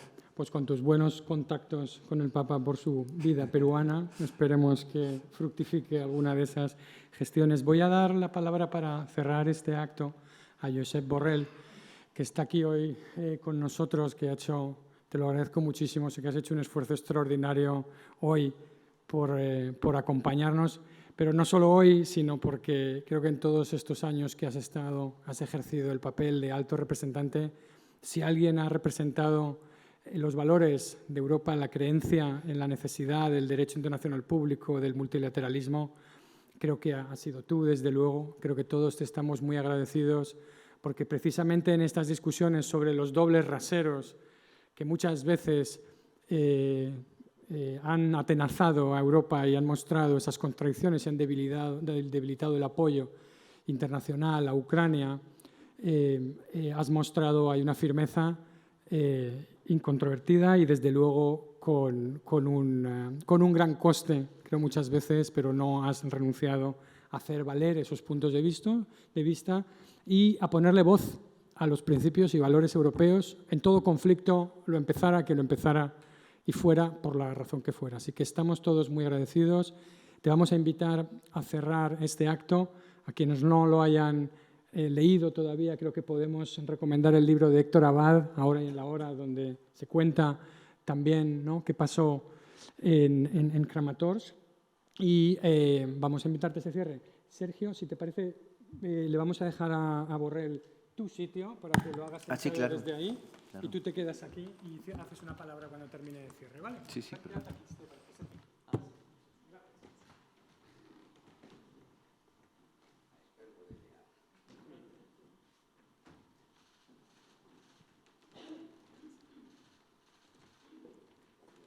No. Muchas gracias. Me hubiera gustado más hablar de pie, como corresponde, pero un pequeño problema articular me lo impide. De manera que muchísimas gracias, gracias Nacho, gracias a todos los que habéis estado aquí discutiendo. Tienes razón, Nacho, parece mentira que hayan pasado 4 años. Pero han pasado 4 años desde el momento en que Putin lanzó un ataque que creía que iba a resolver el problema en un par de semanas. Y en este momento todo el mundo está en Kiev. Está en Kiev nuestro presidente del Consejo Europeo, Antonio Costa, la presidenta de la Comisión, supongo que también mi sucesora, la señora Kallas, muchos ministros de Exteriores están allí para demostrar el apoyo a Ucrania. El problema, si puedo ser sincero, ahora que lo puedo ser más que en otras ocasiones, el problema es que llegan con las manos un poco vacías. Llegan con las manos un poco vacías porque no ha sido posible aprobar una nueva ronda de sanciones de Rusia por el veto de Ucrania y porque parece que tampoco va a ser posible movilizar los 90.000 millones de euros de préstamo, entre comillas, porque todos sabemos que es un préstamo que no va a devengar intereses y no se va a devolver, que el Consejo Europeo decidió conceder a Ucrania no con los activos rusos congelados, sino con emisión de deuda. Pareció que Hungría y otros 2 más se quedaban al margen, pero que dejaban que tal préstamo se concediera siempre que ellos no tuvieran que contribuir al pago, lo cual ya es una cosa rarísima en el presupuesto europeo, despiezarlo de manera que una partida importante de gasto, algunos Estados miembros digan esto no va conmigo, yo no contribuyo, háganlo, pero páguenlo ustedes. Pero parece que ahora la cosa es mucho peor, parece que ahora Hungría se reafirma en el veto a esa operación y por lo tanto esos 90.000 millones no se podrían conceder desde la Unión, sino con alguna especie de operación mancomunada extra presupuestaria, como ya hicimos con la crisis del euro. Es decir, nuestro apoyo flaquea por dentro, porque dentro de la Unión Europea hay varios países, están encabezados por Hungría, que no tienen remilgo alguno en decir, y yo se lo he oído decir en el Consejo Europeo, esta guerra no la puede ganar Ucrania, Ucrania no puede ganar y como no puede ganar, cuanto antes se acabe la guerra mejor. Este es el discurso que una y otra vez ha estado diciendo. ¿Pero ustedes creen de verdad que Hungría puede ganar esta guerra? Pues si no la puede ganar, que se acabe cuanto antes.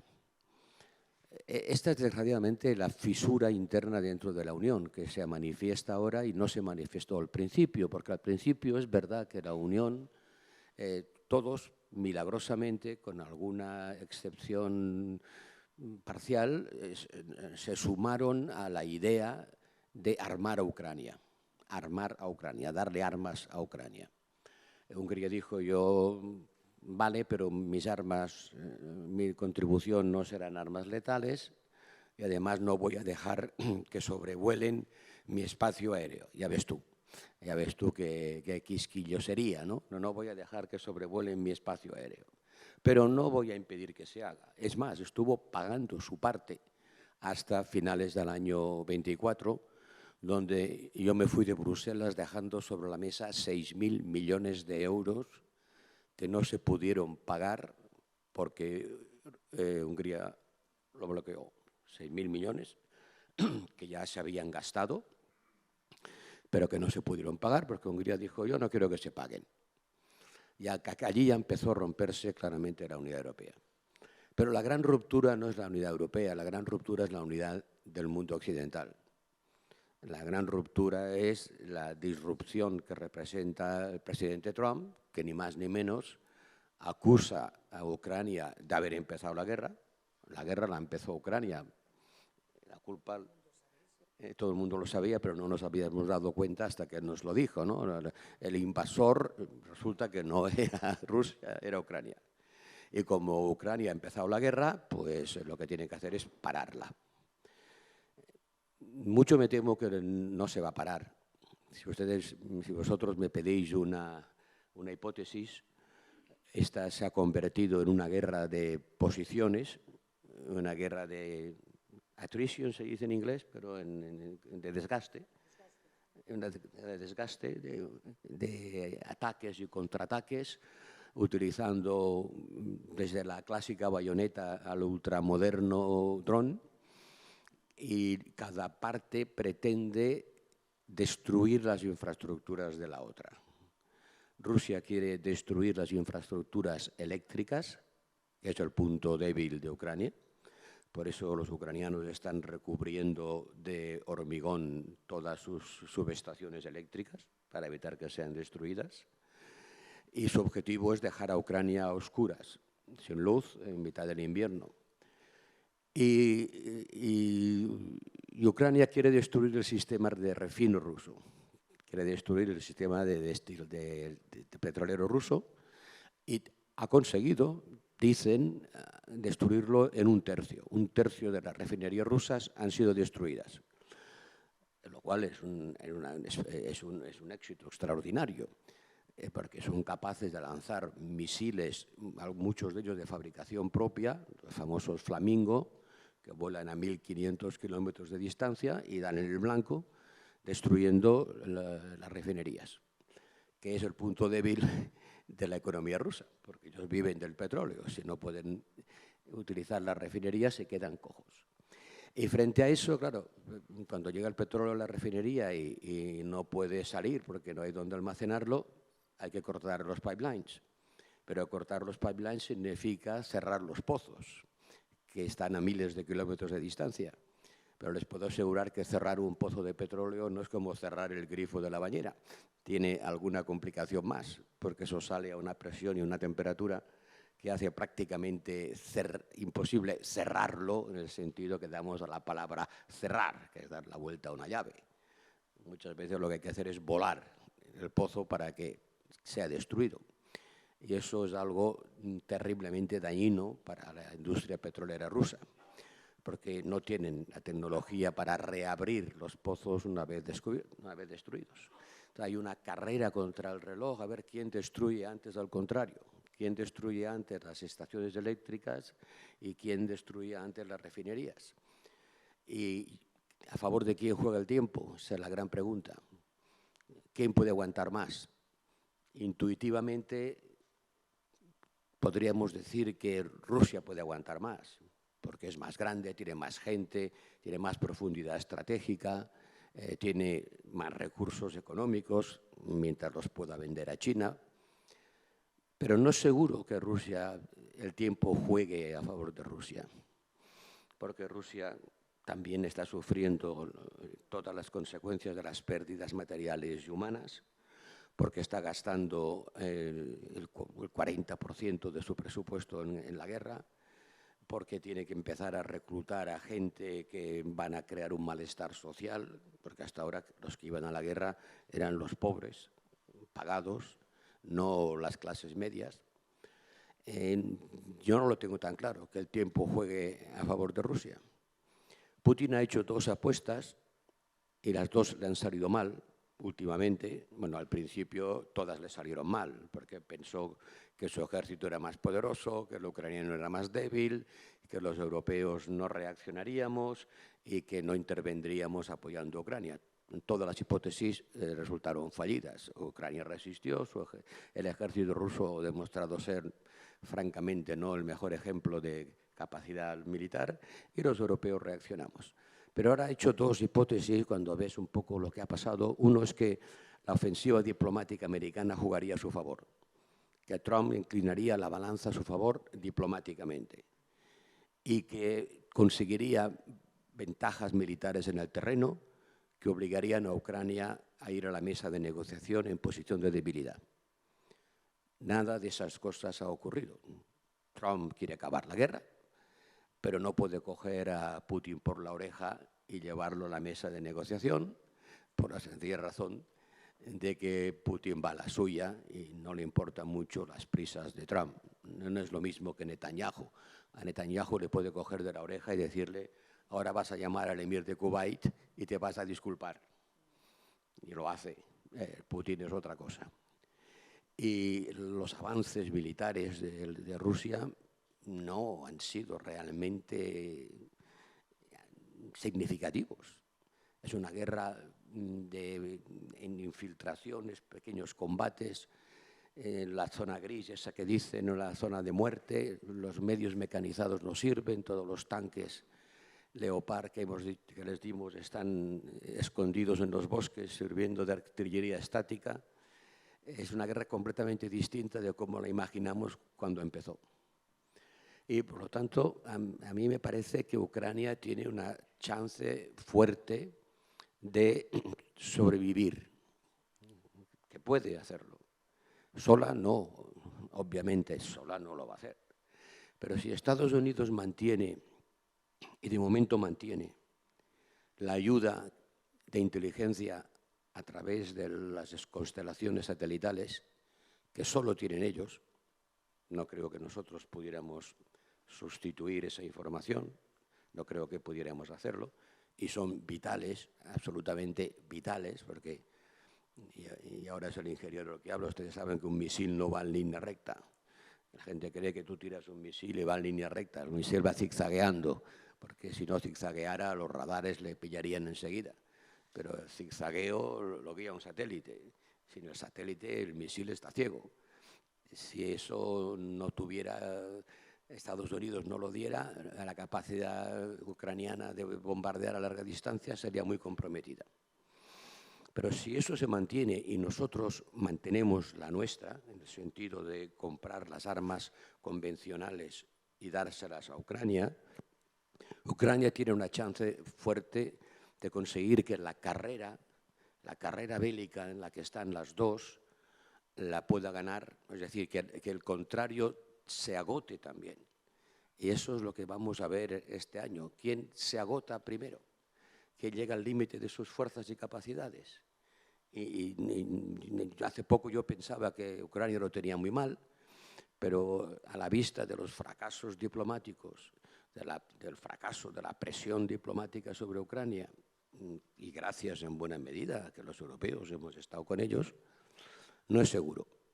En todo caso, la guerra no va a terminar con un acuerdo de paz, porque las condiciones que tendría que aceptar Ucrania son inaceptables, totalmente inaceptables. Por lo tanto, uno podría pensar que lo máximo que pudiera ocurrir es un acuerdo a la coreana, ¿no? No paz, no guerra, línea de demarcación y cada uno enfrente del otro, pero sin pelearse. Pero yo creo que ni siquiera eso. Va a ser un año en el que, ojalá no me equivoque, en que Ucrania puede resistir, siempre y cuando los europeos seamos capaces de ayudarles. Y allí es donde yo veo el problema, porque los 27 juntos ya está claro que no le vamos a poder ayudar, porque tenemos dentro varios submarinos rusos. Tenemos a Rusia ya dentro de la Unión Europea. Exactamente. Cuando decimos Ucrania no puede entrar dentro de la Unión Europea porque podría importar mucha influencia rusa. Bueno, la influencia rusa ya la tenemos importada, ¿no? Rusa y China.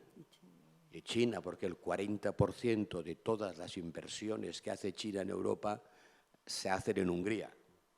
El 40% de toda la inversión china en Europa se hace en Hungría, un pequeño país, no sé cuántos millones de habitantes, capta el 40% de la inversión china. Es decir, tenemos a Rusia y a China de alguna manera ya dentro influyendo.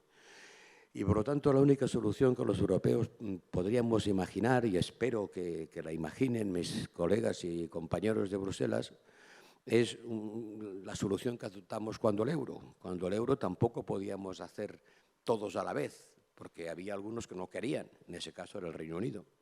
Bueno, inventamos instrumentos jurídicos ad hoc para crear mecanismos financieros que permitieron movilizar 500.000 millones de euros el Fondo Salva Estados, que, por cierto, afortunadamente no llegó a utilizarse.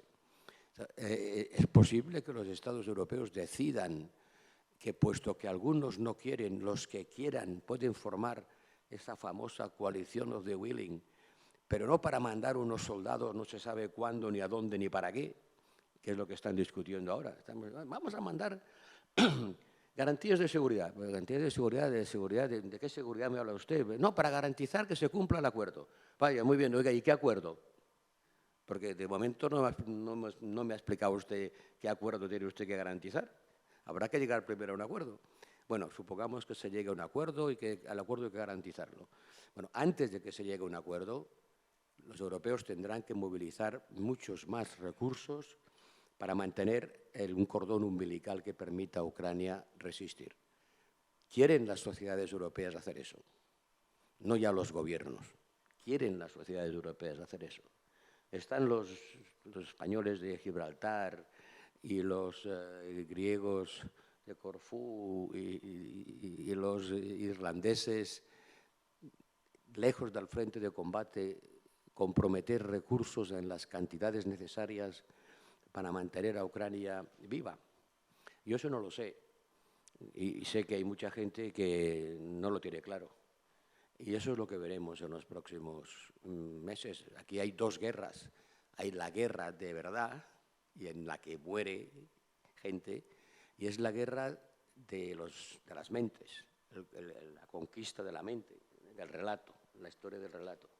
El defetismo, ¿no?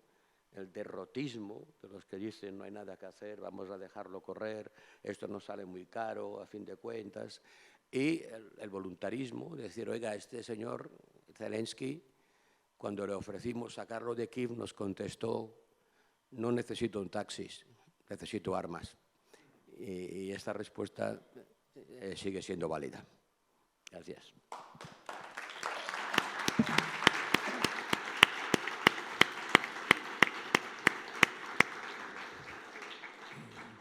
Muchas gracias, Josep. Muchas gracias a todos por acompañarnos y por su paciencia. En este cuarto aniversario me quedé yo pensando, por nuestra discusión, aniversario normalmente tiene la connotación de algo feliz. Como ustedes saben, en francés es el nombre del cumpleaños. Se dijo al comienzo que era un momento más bien de tristeza, pero yo estoy con Carmen, que no voy a decir que es un momento de felicidad, pero sí de confianza en estos esfuerzos tan grandes que están haciendo en Ucrania, y yo creo que no nos podemos ir, y ese era el objetivo realmente de este encuentro, no solamente mirar hacia atrás y esto, sino mirar hacia adelante sin preguntarnos ¿y qué es lo que vamos a hacer? A mí me impresiona mucho la facilidad con que todo el mundo pasa juicio sobre la historia y cómo se comportaba la gente en los años 30 y en fin, y no se la pregunta, bueno, ¿y hoy qué es lo que está haciendo frente a esta brutalidad?